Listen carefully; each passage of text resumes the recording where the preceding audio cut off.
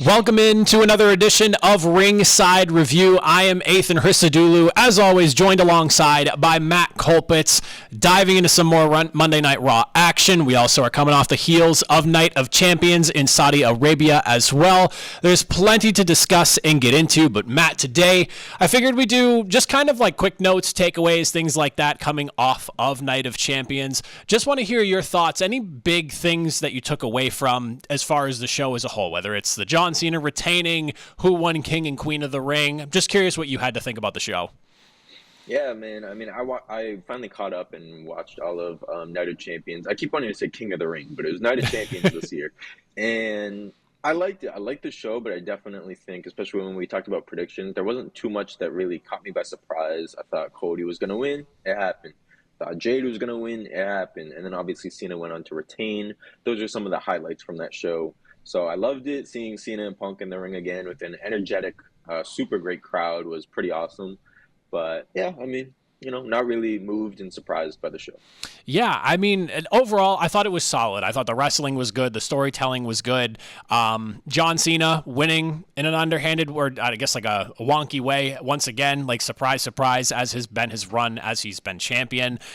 There was not really anything that I thought was too like earth-shattering. Like you said, Cody winning. Was anyone surprised about that? You sold me on the Jade Cargill winning too, as well, before that match even happened last week when we were discussing what was going to potentially happen with those two matches. So, I mean, it was a run-of-the-mill show, but it was good. It was good quality. I think the one thing I did really enjoy was because we kind of discussed this last week too, just kind of in the lead up into it, was like the teasing of a Seth Rollins potential cash-in with him showing up, but ultimately him explaining more so on Monday Night Raw what that was all about than anything else. But overall, I thought it was fine. Did not move the needle either way for me. Just a good quality show in Saudi Arabia, and no complaints there. As for this past Monday Night Raw, though, we do have some interesting things that are developing right now, and the first one we had to discuss and get into is, of course, Finn Balor and JD McDonagh once again winning themselves the World Tag Team Championships, and Judgment Day literally dripping in gold, as they said on commentary. We saw the tweet that came out from Finn Balor after the championship win as well. I thought this was gold because it is continuing to help develop and flesh out what is turning into basically, and this is a question I kind of have for you because I want to hear your thoughts on it. It feels like it's turning into a Finn Balor and Liv Morgan beef as opposed to anything else. I was initially in like this position of like, where is this beef right now? Is it between Finn Balor and Dom Mysterio? Is it between Finn Balor and Liv Morgan? Or is it just between Finn Balor and anyone else who seems to be doing better than him or has like control of the group at any given point? I don't really know what it is. Now I'm starting to think it is a problem that's stemming with him and Liv more than him and Dom's just kind of catching the side issue, like a side issue with that. And it really is just an interesting dynamic because at the end of the day, Liv Morgan was brought into the Judgment Day because of Finn Balor. It's literally on him that the dynamic of Judgment Day is the way it is right now, and it's turning into a clear issue between Finn and Liv. And I want to hear what you're thinking because I'm trying to make some sense of the entire hate triangle that feels like is brewing in Judgment Day right now, but I'm a little bit at a loss. Yeah, I think it's honestly pretty complex, and I feel like it would have been very clear-cut that it was Dom and Finn all along. But yeah, like you said, with this whole dynamic going on, it does feel like it shifted more to Finn and Liv. But I think there's a lot of history there. Like, I remember there's an iconic moment where, Liv kind of does the Bullet Club salute with Finn and AJ Styles, however many years ago. Mm-hmm. So there's always been history. It's like a lot of theories have been like maybe Finn and Liv are working together all along. Like, who really knows at this point? So I'm interested to see kind of how the story develops, especially when inevitably Liv returns. But currently, I like it. I think we had predicted that kind of last week that Roxanne was probably going to take over the tag team titles. Judgment Day winning back the titles. I wouldn't say it was as much of a surprise because it's not like the New Day was really doing much with the titles in the first place. So I feel like there's a little bit more storytelling with the Judgment Day having all the gold once again with Liv out of the picture. But yeah, in terms of where it's going to go, I actually don't know. I'm usually pretty confident with some of these storylines that I feel like I can kind of, just like we talked about Night of Champions, I feel like I can kind of see how it's going to go. I don't really see how this one's going. I think maybe they're purposely leaving it that way to leave you guessing. But I don't know. I think at the end of the day, it's always Finn looking up for himself. But as for who his main target is, my guess would be Dom. But as of right now, that doesn't really seem like that is the case. Yeah, it's very much everywhere, and that was why I was starting to get to the point where, and you kind of just mentioned it there too, like the Finn just looking out for himself sort of thing, like under the guise if it's about us, it's about Judgment Day. Maybe at the end of the day, it really is just all about Finn Balor in his eyes, and this is more so about him just trying to make sure that he has gold around his waist, and by using the Judgment Day to make sure he's able to do so, he also, when it feels like maybe he's losing control of the Judgment Day, that's where you start to see him start to get a little bit like, I guess, like prickly with some of the other members in the group, whether it's Liv Morgan, who for a while kind of felt like she was spearheading Judgment Day as the leader, and Dom obviously just kind of catching a little bit of like shrapnel from the grenade that is this relationship that feels like it's starting to implode as the weeks go on, and him just being involved with Liv is kind of him catching strays on that as well. So I love it. I love the uncertainty around it. We've talked about it at length. Judgment Day always seems to find themselves in the big picture. They're constantly getting TV time, and they've been doing it for years now, and this is just another thing. And obviously down the road, we're going to get Liv's return and things like the image of all of them celebrating with a championship, or just Roxanne and Raquel. I really feel like there is a possibility that they carry those titles until Liv Morgan gets back now, which is a really long reign for those championships, and I'll be interested in seeing how the WWE plays that whole situation out. But like at this point, the payoff has got to be Liv Morgan coming back and either teaming up with somebody else and just outright leaving Judgment Day because of how upset she is, or she's costing them the tag team championships. Like, that's got to be the payoff in some capacity. So I'm interested to see where it goes. There's a lot of really good storytelling. And like you said, typically feel pretty good about the way things are going. This is one that's just kind of all over the place, and I love it because you don't know the direction and it keeps us guessing. The next thing we got to get into, though, Iyo Sky defending her world championship, of course, against Rhea Ripley. They opened up Monday Night Raw, got the show rolling, and basically, as Rhea Ripley's out there talking, Iyo Sky comes out and picks her as her opponent, stating that Adam Pearce gave her the opportunity to select who she wants to defend her championship against at Evolution. This is one of the very few times where because I'm typically very much against champions just throwing themselves into title matches with people that are demanding them. But in the situation of Evolution being a special event and Adam Pearce saying, I will let you choose your opponent, and this is Iyo Sky maybe wanting to put her money where her mouth is, I like this angle. And also we get the added effect of Rhea still needs to beat Iyo Sky. That's still been something that she's dealing with ever since prior to, for years now. And it was a big part of the build going into WrestleMania. So I like the angle that they're taking here. I have something that I want to run by you first, but I just want to hear your thoughts on the matchup first before I pitch to you what I have in mind. Well, I'm honestly glad to hear that you're very positive about it, because I feel like with this situation, I might actually be the opposite. Really? I do love Iyo and I love Rhea as individuals, but I feel like we just got this, man. We just got this at WrestleMania, and with however many weeks we've been building up to Rhea just like inserting herself into the match, not really earning things. This feels very much like she just lost at WrestleMania, losing to Iyo Sky. She just lost the Queen of the Ring, tournament qualifier. She didn't even make it in. She just lost Money in the Bank. She didn't win the briefcase, but here she is getting kind of like another opportunity. So for me, I just feel like there's so many other stories. One of them being one that we discussed last week, like Iyo versus Asuka, that is just getting overlooked, And if this means that Iyo is going to drop the belt to Rhea at Evolution, it's a really disappointing reign, in my opinion, because I think, for weeks, we haven't even really seen Iyo come down to the ring on a Monday Night Raw. This was the first time she even got to do like an entrance in however many weeks. So, yeah, I don't want to just complain about it, but I'm actually pretty, I don't want to say against it, but I think there's just so many better other routes we could have done. So, yeah, I mean, at the end of the day, it's a money match. Obviously, Rhea and Iyo is going to bring in, the numbers. But I'm just not personally too excited to see it yet again. Yeah, I mean that's a fair argument. I think for me it's just more so like I understand the angle they're taking, but it is really soon that we're having these two face off again. And to your point, the whole tease that we got between Iyo and Asuka, maybe that gives us more of a reason to believe then that maybe Iyo doesn't lose the championship at Evolution. And there's a piece of me that feels like she's going to. I feel like this is something that WWE wants. They want to put the belt back on Rhea. She is like leaps and bounds. And I don't even, and at this point, it wouldn't even be right to say most popular female superstar in the WWE. She just might be one of the most popular superstars in WWE overall. So it feels like they want to put the belt back on, the one that's bringing in all the money with the merchandise and Rhea. But it's, for me, I don't want to sound like I'm not looking forward to seeing what Evolution brings to the table. I do have a slight gripe about the event that I wanted to throw to you, though, because there's something that happened in the late 2010s, 2017 and 2018, that was somewhat of a logistical nightmare because a vast majority of it was pre-taped. But we're getting this Battle Royale, mini Royal Rumble, whatever it's going to end up being at Evolution, for a woman to get an opportunity to face a champion of their choice at Clash in Paris. I really wish that rather than doing something like this, Evolution was either used as a jumping off point or the culmination of a Mae Young Classic.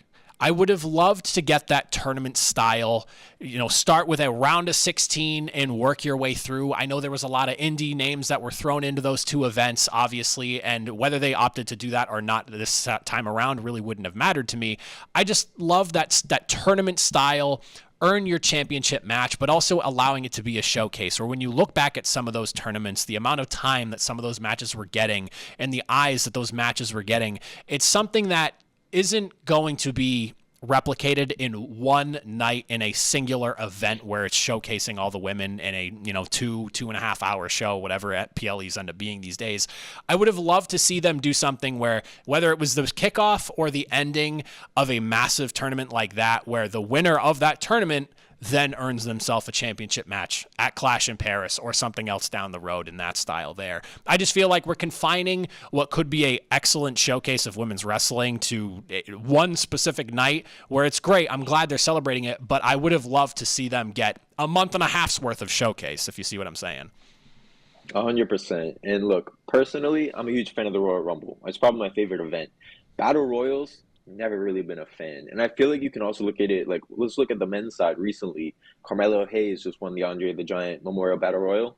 Nothing came out of that for him, really. It didn't lead to a push, nothing. And you look at, in the past, like Bobby Lashley, when he was still with WWE, won it, comes out of WrestleMania and holds up the trophy. That's his WrestleMania moment that year. It's like Battle Royals very much, they're not even on the WrestleMania card anymore. They got shifted to like the SmackDown before. So Battle Royals always just feel very, very filler, very like, we got nothing for you, man, but we're going to let you win a Battle Royal, so at least you're on the card. And it's like, you can't really wrestle much in a Battle Royal. You're just flinging 30 other guys out of the ring. So when it comes to the women, I agree. I would love to see a tournament. And I think any kind of showcase is huge. In AEW very recently, it was Stephanie Vaquer who faced Mercedes Moné at the time. And now here she is being a huge star in WWE. That was kind of the match that put her on the map. And in terms of that tournament, we saw so many stars. I'm pretty sure Rhea Ripley, and the list will go on and on and on, who debuted kind of or got their showcase in that Mae Young Classic. And now they're out here running WWE. So I think it's way better showcase of the wrestling itself, way better showcase of just the time if you were to do a tournament style compared to just throwing a bunch of people in a battle royal. That's good that it'll at least lead to a title match. It's a little bit more incentive than what Carmelo Hayes got recently. But yeah, just never been a fan of that kind of format. Yeah, and you hit it right perfectly when you mentioned the whole battle royale. We don't really have a ton going for you for this. We only can fit so many matches on the card. Here's a battle royale that you can be a part of, and that'll be your night. Like, I just feel like getting the opportunity, like you have, and especially in like 2025, in today's day and age where live content is king. Everyone knows that. You have unlimited dollars as WWE these days. You are owned by TKO. There is like it literally just write a blank check, whatever it's going to cost. You can basically make it happen in WWE these days. Even like this is like the financial situation from 2017 and 18 to now is vastly different. You have to tell you can't tell me I should say that they can't set the money aside to be able to build out something like this. Where whether it's its own standalone thing that they're doing on Saturdays or it's something that they intertwine through Monday Night Raw and Friday Night SmackDown, and it's a joint thing as it's being presented already. It could be something that's being held within shows that ultimately culminates into its own final at Evolution. Like, I just would have loved to see that tournament-style showcase, but I'm excited to see what Evolution brings for us. I don't want to make it sound like I'm not high on the event or anything like that. I love what it's doing. I would love to have seen a grander showcase because those Mae Young Classics live in my memory rent-free. Loved them doing that, and it's a shame we only got 2 of them. The last thing we need to get into, though, certainly, of course, Seth Rollins. Like I mentioned earlier, we got a big tease for a potential cash-in at Night of Champions. Ultimately, though, it did not work out in Seth's favor. And then he comes out Monday night, rather, and explains that it was never really about cashing in. It was always about making sure that as long as CM Punk is in WWE, he does not win a world championship. I get that. I understand it. The CM Punk and Seth Rollins never-ending saga continues to roll on, and at this point, like, I'm trying to figure out when we're gonna get the like finality of this rivalry. Because don't get me wrong, it's good. I like that they're using real life issues in a story, but at some point, it's like we got to move on. And I really wish that we could just let Seth Rollins move on, but that just does not seem like it's going to be the case. My question for you on this one here is, he made it clear both world champions need to be on notice. John Cena and Gunther, or whoever it ends up being whenever the time comes that Seth Rollins decides he's going to cash in his briefcase here. I'm starting to think that there's more of a possibility because I've been leaning for a while that maybe Seth Rollins shocks and grabs the WWE Championship off of Cena in some shocking capacity, maybe at SummerSlam during that championship match, because that would just throw everyone off of the scent of like what they're doing. Or the reality is that title is so intertwined in Cody Rhodes and Cena's story that Seth he's going to be challenging for the world championship, and that is what it is. Yeah, I mean, very similar to the Judgment Day story that we had just discussed. I feel like this could go either way. I feel like when he first won the Money in the Bank briefcase and then Jay lost the championship, we kind of saw the formula as if he was 100% going to just be cashing in for the World Heavyweight Championship. It felt like Gunther was almost a transitional champ to either drop it off to Goldberg, drop it off to Sami Zayn, to Jey Uso again, just for Rollins to cash in. It felt like the long-term plan was going to be Rollins for the World Heavyweight Championship. I kind of like it. At first, I didn't. I was like, why is Rollins randomly getting interjected into this whole Cena program? But now that, you kind of go through those options, you see that no champion's safe. I like it. I feel like that's the epitome of the Money in the Bank briefcase, is that it doesn't matter what brand you're on. It doesn't matter if you're a heel or a face. Like, you can still get cashed in on it. So I like it. I think it very much follows through with the Seth Rollins, like, gonna dominate everything agenda that WWE's really been pushing. And I'll be interested to see how it goes. I feel like Monday was a good way to interject Gunther into that, to kind of still have Gunther on watch. I personally would rather see him go for the World Heavyweight Championship because I feel like Cena, Cody, and that is its own little separate program. But we'll see how it goes, man. But I do like that the Money in the Bank feels very powerful. Yet again, it feels like literally any single night, if a champion's down, it could be the night. So I'm bought into it, and I'm excited to see how it plays out. Yeah, maybe I'm reading into what happened on Raw a little too much, because my concern was like, you had Cena in a spot where you could have cashed in, and you're outright saying it was never about doing that. It was always about just making sure, like, Seth is too preoccupied with CM Punk to worry about what he could be doing with his briefcase. Maybe that's just me reading too much into it. I love the idea of Seth Rollins interjecting himself into Cena and Cody Rhodes potentially, just to completely like spin that whole entire story in a different direction, because Seth Rollins and Cena, for what it's worth, have their own little bit of a history together during the time where Cena was, I believe it was Cena was U.S. champion and Rollins was WWE champion. I might be flipping that the wrong way. You can correct me on that if I'm wrong. But ultimately the unification of both belts ended up on Seth Rollins. Like, there is history there to be had. That is something that we all lived through, and was a great time, because that was, you know what, it was Cena with the belt, the US belt, because he's doing the open challenge and all that stuff. Yep. That was a great time, and I would love to see them kind of revisit that, because I thought they had fantastic in-ring chemistry. Granted, Cena's not quite at that level anymore, but I do still think Seth Rollins can carry a match with the best of them, and I think he and Cena could have a banger that I would be more than happy watching. I just don't really know how the whole heel Cena thing works, with Seth Rollins being a heel as well and holding the briefcase, but I just love the idea of it. So I'll leave you on this before we wrap this up here. Seth Rollins, CM Punk. Is there a conclusion in sight? Are you tired of it? And where do we see this conclusion end up? Because I thought we were kind of moving past this, and it just does not seem like it's going away anytime soon. Yes and no. I think, so you had mentioned it earlier, you want Seth Rollins to move along in the story. I think it's the opposite. I want CM Punk to move along to a new story, because you need to think that ever since CM Punk debuted, or I guess returned in WWE, it was Seth Rollins was the rival from day one. Rollins was in the ring, complaining about it, and that's where the beef started. They're going to fight at WrestleMania 40, and it doesn't happen. Punk gets injured. Punk then goes on to the longest feud ever with Drew McIntyre, which, don't get me wrong, was incredible, but we were begging for that feud to end. And now CM Punk, getting so close to the title, is dragged into the same feud that's been going on for over 2 years now. So I think Punk really needs to move on from it. For Rollins, I kind of think it's good for him, because clearly he just hates this guy. It makes sense. It was always, this rivalry has always ran on Rollins' jealousy towards Punk.